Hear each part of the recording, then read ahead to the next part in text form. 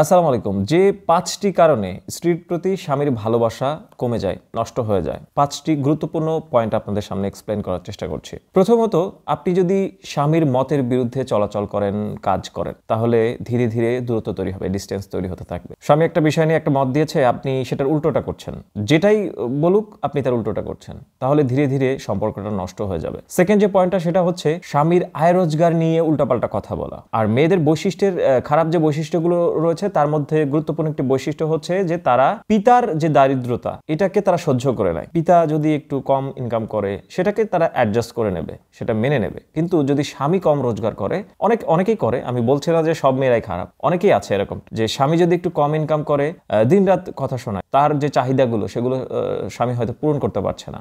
সে এটা চাচ্ছে, কাপড় চাচ্ছে, অথবা অন্য কোনো শখ আহ্লাদ পূরণ করতে যাচ্ছে, সেটা সে হয়তো যোগান দিতে পারছে না। এজন্য স্বামীদেরকে অনেক সময় কথা শুনতে হয়। এই জিনিসগুলো আসলে নারীদেরকে অ্যাভয়েড করা উচিত। থার্ড যে বিষয়টা সেটা হচ্ছে বিয়ের পরে নিজের পিতার বাড়ির যে প্রাধান্যতা এটাকে বেশি দেয়া এবং স্বামীর বাড়িকে অগ্রাহ্য করা, এই জিনিসগুলো অনেক সময় ক্ষতির কারণ হতে পারে। মানে স্বাভাবিকের থেকেও বেশি সব কিছুতে একটা অ্যাডভান্টেজ পাচ্ছে, এইগুলো শ্বশুর বাড়ির লোকজন নোটিস করছে যে এরকম হচ্ছে, তাহলে সেই ক্ষেত্রে সমস্যা হবে। আর বিয়ের পরে টিউশন না নেয়া, নিজের বাপের বাড়ির টিউশন না নেয়া, তাহলে সংসারে অশান্তি হবে। এই জিনিসগুলোকে একটু ব্যালেন্স করে চলার চেষ্টা করা, মেয়েদের উচিত এই জিনিসটা করা, তাহলে সংসার সুখের হয়। 4 নম্বর হচ্ছে স্বামীর পছন্দ অপছন্দকে প্রাধান্য না দেয়া। এইটা যদি করেন তাহলে ধীরে ধীরে সম্পর্কটা নষ্ট হয়ে যাবে। স্বামী হয়তো বলছে যে তুমি শালীনতার সাথে বাইরে চলাফেরা করো, তুমি পর্দা করো, হিজাব করো, তুমি এটা করো, ওটা করো।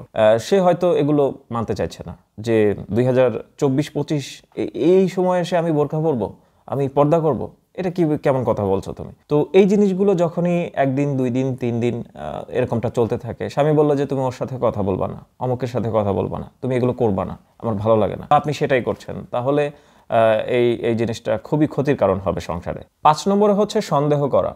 অনেক সময় এটা করে থাকে স্ত্রীরা স্বামীদেরকে সন্দেহ করে থাকে, তবে স্বামীরাও পিছিয়ে নেই, অনেক সময় তাদের ওয়াইফদেরও তারা সন্দেহ করে। তো এই জিনিসগুলোর মধ্যে একটা ব্যালেন্স তৈরি করা, উভয়কে সন্দেহ না করা। যদি এমন কিছু হয় যে আপনি হয়তো লক্ষ্য করছেন অনেকদিন যাবত বিষয়গুলোকে অবজার্ভ করছেন যে কোনো সমস্যা আছে, তাহলে গার্ডিয়ানের সাথে কথা বলা, 2 পরিবার এক জায়গা হয়ে সমস্যাগুলো সমাধান করা, যে আপনার মেয়ে এরকম করছে অথবা আপনার ছেলে এরকম করছে, তাদেরকে বলা। তারা যে সলিউশনটা দেবে সেই সলিউশনের উপর ভিত্তি করে একটা পদক্ষেপ নেওয়া যেতে পারে। কিন্তু যদি এগুলো নিয়ে কথা কাটাকাটি হয় অথবা এমন কিছুই হয়নি, আপনি হয়তো শুধু সন্দেহ করছেন, তাহলে সংসারে একটা অশান্তির সিচুয়েশন তৈরি হবে। সো দর্শক, শেষ করছি।